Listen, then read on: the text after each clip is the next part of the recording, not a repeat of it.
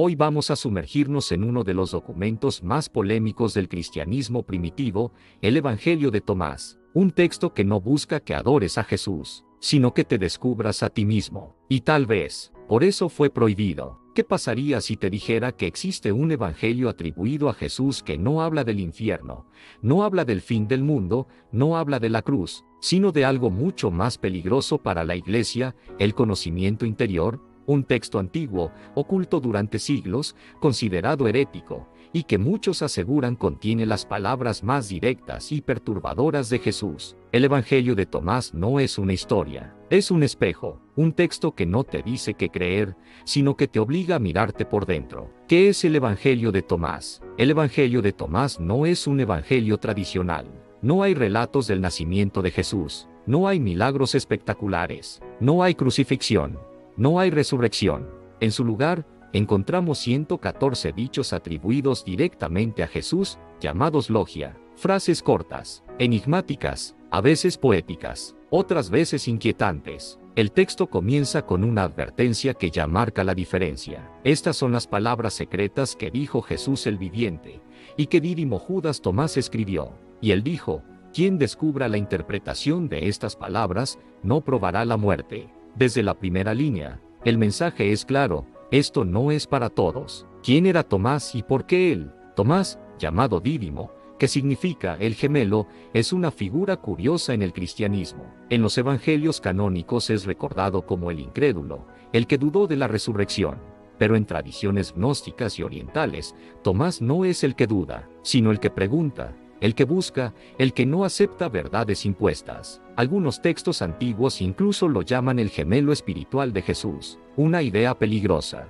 Porque si Tomás es gemelo, entonces Jesús no es único, y eso rompe todo el modelo de autoridad religiosa. El descubrimiento que sacudió al mundo. Durante siglos, el Evangelio de Tomás fue considerado una leyenda. Hasta 1945. Ese año, en Nag Hammadi, Egipto, unos campesinos encontraron una vasija enterrada. Dentro había 13 códices de papiro, escritos en copto. Entre ellos, el Evangelio de Tomás, no una copia medieval, sino un texto que los expertos datan entre el siglo I y II, posiblemente tan antiguo como los evangelios canónicos. Esto cambió todo, porque ya no se podía decir, es un texto tardío, falso, inventado. No, era antiguo, y eso era un problema. ¿Por qué la Iglesia lo rechazó? Aquí entramos en terreno peligroso. El Evangelio de Tomás fue rechazado porque su mensaje es radical.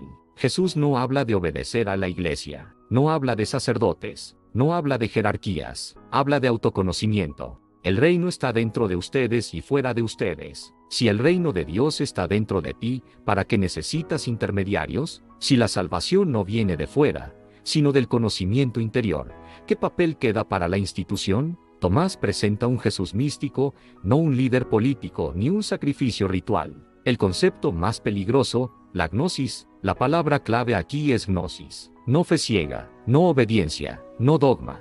Gnosis significa conocimiento directo, conocerte a ti mismo, descubrir la chispa divina interior, despertar. Jesús dice en Tomás: si sacas lo que está dentro de ti, eso que saques te salvará. Si no lo sacas, eso que no saques te destruirá. Esto no suena a religión, suena a despertar espiritual. Y eso es incontrolable. ¿Jesús era un maestro secreto? En Tomás, Jesús no predica a las masas, habla a discípulos, habla en enigmas, habla en paradojas. No mientan, y no hagan lo que odian, porque todo está revelado ante el cielo. No promete recompensas, no amenaza con castigos eternos. Invita a ver. Muchos estudiosos creen que este Jesús se parece más a un maestro místico oriental que al Cristo institucional. Y eso plantea una pregunta incómoda: ¿y si el mensaje original de Jesús fue simplificado, controlado y reeditado? Ahora vamos a adentrarnos en sus palabras más inquietantes. Dichos atribuidos a Jesús que, leídos sin filtros, resultan extraños, radicales y hasta peligrosos. No porque sean violentos, sino porque te quitan el control externo. Quien se conoce a sí mismo será conocido. Uno de los dichos más famosos dice: cuando se conozcan a sí mismos, entonces serán conocidos, y sabrán que son hijos del Padre viviente. Pero si no se conocen, viven en la pobreza y ustedes son esa pobreza. Este mensaje no habla de fe, habla de identidad. Jesús no dice, crean en mí y serán salvos. Dice, conócete. La pobreza no es material, es espiritual, es ignorancia de quién eres. Para la iglesia primitiva, esto era dinamita, porque el autoconocimiento no necesita sacerdotes. El reino no viene con señales. Otro dicho impactante afirma, el reino del Padre no viene de manera visible. No dirán, aquí está o allí está. Más bien,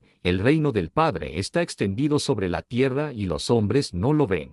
Esto destruye la idea de un fin del mundo espectacular. Nada de trompetas, nada de juicios públicos, nada de cataclismos. El reino ya está aquí. Siempre lo estuvo. El problema no es que no haya llegado. El problema es que no sabemos verlo. Divide un madero, y allí estoy yo. Este dicho es uno de los más perturbadores. Levanta una piedra y me encontrarás allí. Divide un madero y allí estoy. Jesús no está en templos, no está en altares, no está en símbolos exclusivos, está en todo. Esto es puro misticismo radical. La divinidad no es externa, es omnipresente, es interna y externa al mismo tiempo. Este pensamiento fue etiquetado como herético porque se parece demasiado al panteísmo, y el panteísmo elimina el monopolio religioso. El dicho más incómodo, lo masculino y lo femenino. Aquí llegamos a uno de los textos más polémicos, cuando hagan de los dos uno, y cuando hagan lo interior como lo exterior y lo masculino y lo femenino una sola cosa, entonces entrarán en el reino. Este pasaje ha sido malinterpretado durante siglos. No habla de sexualidad literal, habla de integración. La tradición gnóstica veía lo masculino y lo femenino como fuerzas psicológicas y espirituales, razón y emoción, acción y contemplación, voluntad y comprensión. Jesús no pide represión, pide equilibrio interior, una idea profundamente revolucionaria. Jesús no quiere discípulos dependientes. Escucha esto con atención, el que beba de mi boca se volverá como yo mismo me convertiré en él. Esto no es adoración, es transformación. Jesús no quiere seguidores pasivos, quiere iguales conscientes. No hay jerarquía eterna, no hay distancia infinita. Este mensaje fue considerado blasfemo, porque rompe la separación entre lo divino y lo humano. Yo no soy tu maestro. Este dicho es brutal. El que ha bebido se embriaga con la fuente que yo he medido. Yo no soy tu maestro, porque has bebido y te has embriagado de la fuente burbujeante. Jesús se niega a ser una autoridad permanente. Su papel es despertar, no gobernar. Una vez despierto, ya no necesitas intermediarios. Este mensaje es incompatible con cualquier estructura de poder religioso. El silencio como clave en Tomás. Jesús no explica todo. Deja espacios, deja silencios, deja enigmas, porque la verdad no se entrega empaquetada, se descubre. Por eso el texto dice, quien encuentre la interpretación de estas palabras no probará la muerte. La muerte aquí no es física, es la inconsciencia. En la siguiente parte vamos a responder preguntas incómodas. ¿Era Jesús gnóstico? ¿Por qué algunos padres de la iglesia odiaban este texto? ¿Qué partes del Evangelio de Tomás contradicen directamente la Biblia? ¿Fue censurado o simplemente eliminado a propósito? ¿Por qué entender Tomás no solo cambia cómo ves a Jesús, cambia cómo te ves a ti mismo?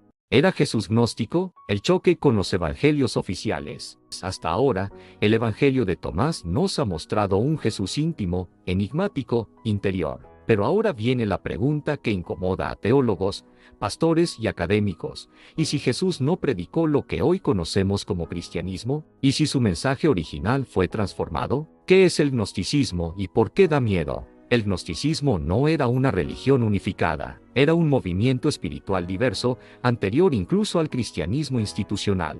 Sus ideas centrales eran, el mundo material no es el fin último, la ignorancia es la verdadera esclavitud, el conocimiento interior libera, lo divino habita dentro del ser humano. Ahora compáralo con el Evangelio de Tomás, y las coincidencias son imposibles de ignorar. Jesús no pide fe ciega, pide comprensión.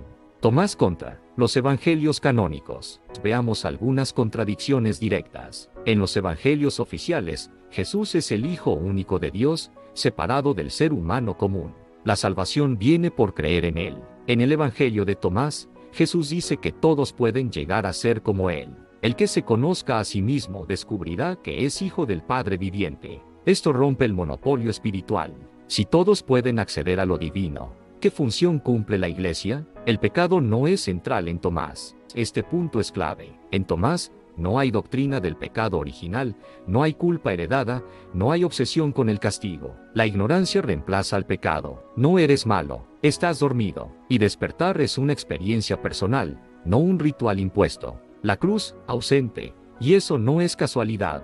Uno de los silencios más inquietantes del Evangelio de Tomás es la ausencia total de la cruz. No hay crucifixión, no hay sacrificio redentor, no hay sangre salvadora. ¿Por qué? Porque Tomás no presenta a Jesús como víctima, sino como maestro de conciencia. Para la Iglesia, la cruz era central porque genera culpa, refuerza la necesidad de redención, coloca a Jesús en un pedestal inalcanzable. Tomás hace lo contrario. Los padres de la Iglesia contra Tomás. Ireneo de Lyon, uno de los grandes defensores de la ortodoxia, condenó textos como Tomás sin rodeos. Los llamó falsos, peligrosos, inspirados por el error. ¿Por qué tanto miedo? Porque estos textos enseñaban que no necesitabas obispos para salvarte, y eso era imperdonable. Jesús secreto contra Jesús público. Muchos estudiosos creen que existían dos tradiciones: un Jesús público, predicando a multitudes, y un Jesús privado, enseñando a discípulos cercanos. Tomás pertenece a la segunda. No es un texto para masas, es un texto para buscadores.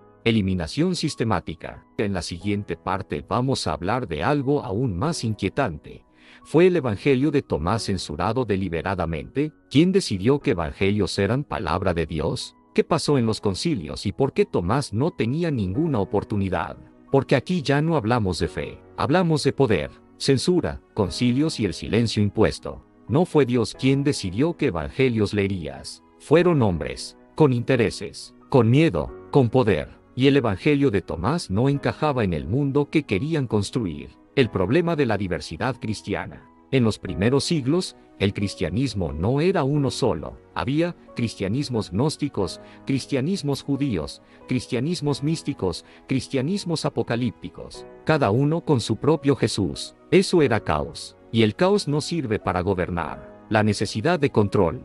Cuando el cristianismo comenzó a crecer, surgió una necesidad clara. Un solo mensaje, una sola autoridad, un solo Cristo. Los textos como Tomás eran demasiado libres, demasiado abiertos, demasiado peligrosos. No imponían miedo, no imponían culpa. Los concilios, política disfrazada de fe. Los concilios no fueron reuniones espirituales puras, fueron negociaciones, debates acalorados, alianzas. Se votó que era herejía, se votó que era verdad. Y Tomás perdió, no porque fuera falso, sino porque no era útil. La quema y ocultamiento de textos. Muchos textos gnósticos fueron destruidos, quemados, escondidos. Nag Hammadi no fue casualidad. Alguien enterró esos textos para salvarlos. Sabían que, si se encontraban, serían eliminados. Y aún así, sobrevivieron.